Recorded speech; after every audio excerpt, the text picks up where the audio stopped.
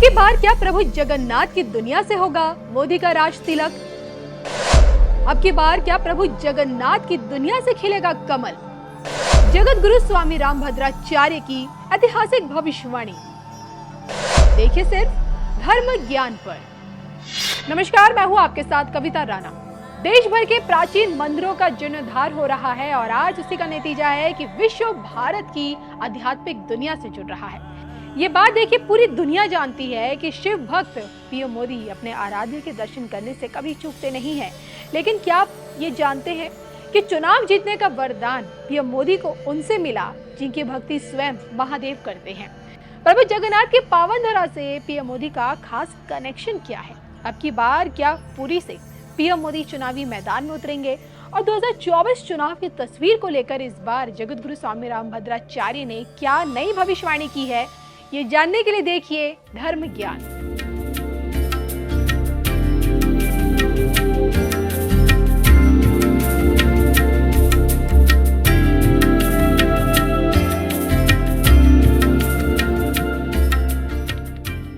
दरअसल शिव भक्त पीएम मोदी हमेशा से ये जानते थे कि भगवान विष्णु को पूजे बिना शिव की तपस्या अधूरी है।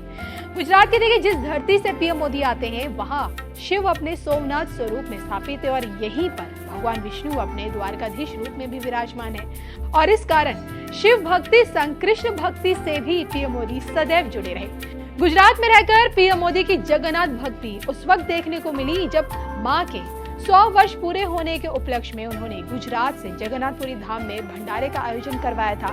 गुजरात के मुख्यमंत्री रहते हुए मोदी जी कई दफा प्रभु जगन्नाथ के दरबार में भी हाजिरी लगाते हुए दिखे हैं। और जब पहली बार बतौर प्रधानमंत्री उम्मीदवार लोकसभा के चुनावी रण में उतरे, फिर से प्रभु जगन्नाथ के दरबार में उन्होंने हाजिरी लगाई। गुजरात से सीधे पुरी भी पहुंचे थे। मंदिर पुजारी की माने तो प्रभु जगन्नाथ के दरबार में हाथ जोड़कर पीएम मोदी ने महाप्रभु को कुछ ऐसा कहा जिसके बाद से राष्ट्रीय स्तर पर पीएम मोदी को हार का मुंह अब तक देखने को नहीं मिला। बैक टू बैक केंद्र में कमल खिलाने में पीएम मोदी कामयाब रहे और अब तो देखिए, बतौर ग्लोबल लीडर विश्व की सबसे बड़ी जरूरत बन चुके हैं। कहते हैं कि पीएम मोदी की इसी सफलता का राज प्रभु जगन्नाथ के दिव्य धाम में है और यहीं के आशीर्वाद से पीएम मोदी आज सफलता की बुलंदियों पर है। और अब कयास इस बात के लगाए जा रहे हैं कि अब की बार जगन्नाथपुरी धाम से ही पीएम मोदी जीत की हैट्रिक भी लगाएंगे। 2024 का चुनाव देखिए, पीएम मोदी वाराणसी की बजाय पूरी शहर से भी लड़ेंगे, ऐसी बातें कही जा रही है। दरअसल देखिए, 24 चुनाव को लेकर उड़ीसा की राजनीति फिलहाल गरमाई हुई है क्योंकि उड़ीसा में पटनायक की सरकार एक लंबे समय से है और ऐसे में भाजपा के विधायक प्रदीप पुरोहित का ये बयान सामने आया है कि उड़ीसा प्रधानमंत्री नरेंद्र मोदी के फोकस में है और पीएम मोदी के कुशल नेतृत्व के चलते ही राज्य में कई राष्ट्रीय इंस्टीट्यूट स्थापित हुए हैं और पूर्वांचल का विकास होने पर देश का विकास होगा। ये सपना भी प्रधानमंत्री का ही और ऐसे में उसे साकार करने के लिए पूरी से वो चुनाव लड़ सकते हैं। अब देखिए, गौर करने वाली बात यह है कि दक्षिण भारत में कमल को खिलाने की शुरुआत पीएम मोदी पूरी शहर से कर सकते हैं क्योंकि देखिए, चुनावी परीक्षा से पहले पीएम मोदी पूरी आकर हमेशा प्रभु जगन्नाथ के आगे नतमस्तक हुए हैं। खुलकर जगन्नाथ रथ यात्रा का महत्व उन्होंने दुनिया को भी बताया था और ऐसे में देखिए, क्या पता इस बार शिव की नगरी काशी की बजाय पीएम मोदी महाप्रभु यानी कि जगन्नाथ की धरती से ही चुनावी मैदान में उतरे। पूरी से देखिए, पूरे भारत में कमल भी खिला सकते पीएम मोदी, लेकिन क्या इस बार पीएम मोदी कमल खिलाने में कामयाब हो पाएंगे? इसको लेकर एक बार फिर जगत गुरु स्वामी रामभद्राचार्य ने एक बड़ी भविष्यवाणी की है। इस बार चुनाव का मुद्दा बताते हुए जगत गुरु ने इस बात की भविष्यवाणी की है, समाज में धर्म और अधर्म को लेकर जो जंग चल रही है, आगामी चुनाव इसी धर्म और अधर्म की जंग पर ही आधारित होगा। आगामी समय में मोदी ही प्रधानमंत्री का सबसे प्रमुख चेहरा है। 2024 का चुनाव भी सनातन धर्म की रक्षा पर आधारित होगा। जल्द ही विरोधियों का सूर्य अस्त होगा। तो एक बार नहीं, दो बार नहीं, बल्कि देखिए बार बार जगत गुरु स्वामी रामभद्राचार्य इस बात की भविष्यवाणी कर रहे हैं कि पीएम मोदी तीसरी बार भी जीतेंगे, वो तीसरी बार भी आएंगे। सनातन पर छिड़े सियासी संग्राम पर भी जगत गुरु ये बोल चुके हैं कि 24 में सनातन विरोधी बचने वाले तो बिल्कुल नहीं है। बहरहाल 24 के चुनावी रण को जीतने के लिए पीएम मोदी देश के किस कोने से इस बार चुनावी मैदान में आपको दिखेंगे, इस पर अपनी राय जरूर दीजिएगा।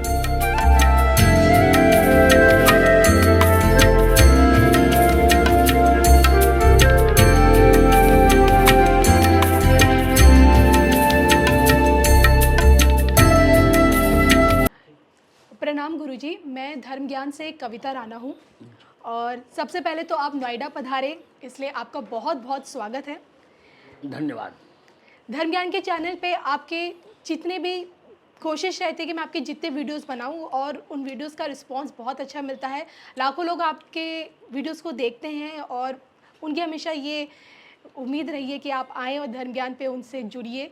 और मैं फटाफट से आपसे बस ये जानना चाहती हूँ कि आप जगत गुरु हैं और बीते 9 सालों में मोदी जी की मंदिर नीति जो हम सब देख रहे हैं, आपको लगता है बीते 9 सालों में उनकी इसी मंदिर नीति से कोई बदलाव आया हमारे देश में, हमारे भारत में? बहुत बदलाव आया है। जी। मंदिर नीति से नहीं, राष्ट्र नीति बोलिए तो अच्छा लगेगा। राष्ट्र में मंदिर भी आ जाएगा। राम मंदिर की लड़ाई में आपने एक निर्णायक भूमिका निभाई है जी, और जी। आज हम सबके सामने राम मंदिर का भव्य निर्माण हो रहा है। अब जी। आप आगे क्या चाहते हैं सरकार से?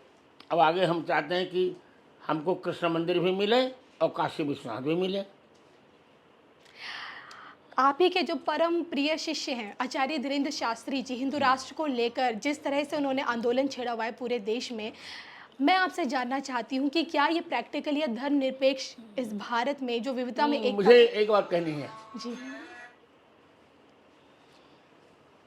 सेकुलरिज्म का अर्थ धर्म निरपेक्ष नहीं होता, जी। पंथ निरपेक्ष होता है। जी।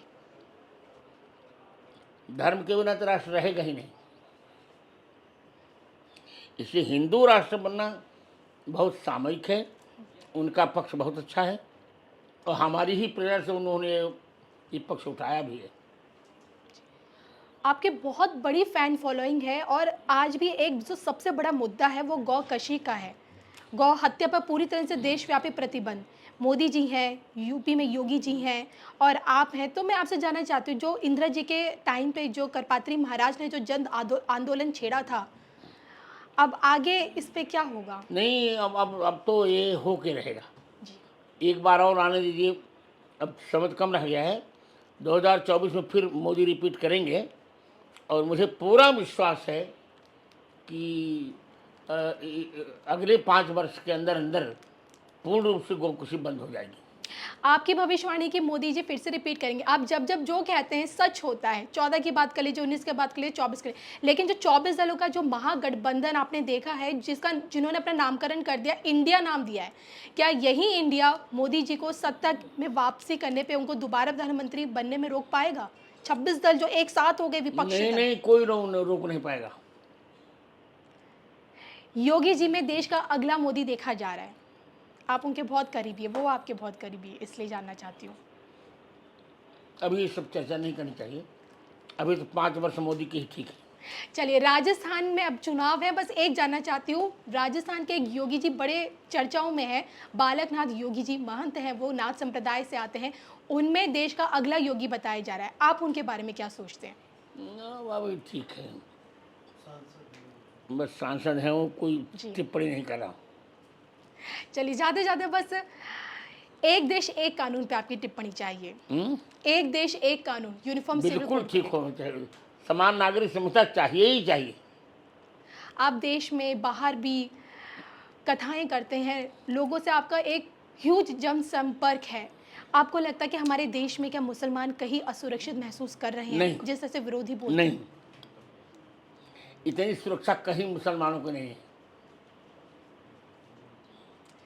चलिए, जाते जाते आपसे ज्ञानवापी मुद्दे पर मैं आपसे जानना चाहती हूँ। जिस तरह से जो कोर्ट की तरफ से कहा गया कि सर्वे होना चाहिए और विरोधी दल जो उस पर 31 जुलाई तक सर्वे पूरा करेंगे। सर्वे होगा ही और हमारी जीत होगी ही।